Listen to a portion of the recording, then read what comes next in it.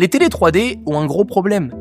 Il n'y a rien à regarder. En dehors de quelques films, comme évidemment Avatar, Hugo Cabret, Tron Legacy, l'offre de films 3D reste ultra limitée. Mais au-delà des films, on a aussi vu des chaînes de télé 3D spécialisées qui ont été lancées en grande pompe et qui ferment les unes après les autres. Incapables de financer des programmes adaptés. TF1 3D, lancé pour la Coupe du Monde 2010, ne diffusera que 5 matchs. Même chose pour Canal+, qui aura tenté l'aventure pendant seulement quelques mois. Hollywood, de son côté, tente de convertir en post-production ces blockbusters 2D pour surfer sur la mode, mais la plupart des films ressemblent davantage à des diaporamas en relief qu'à de vraies expériences immersives. Ça ne suffira jamais à justifier un tel investissement. Alors mettons-nous à la place des riches 2 secondes. On s'offre une télé 3D, les lunettes pour toute la famille et on achète tous les films compatibles. Après tout, on en a les moyens. Il y a un problème encore plus profond que les ingénieurs n'ont pas vu venir. La fatigue.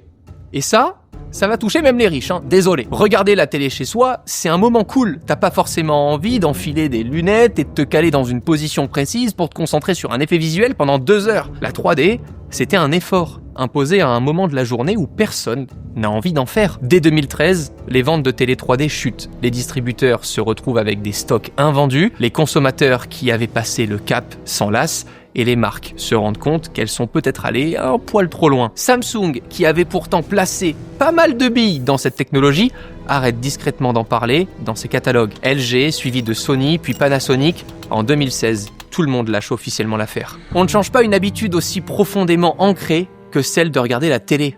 Certaines technologies sont faites pour durer, quand d'autres sont des phénomènes transitoires. Peut-être que sans elles, les technologies de réalité virtuelle n'existeraient pas aujourd'hui.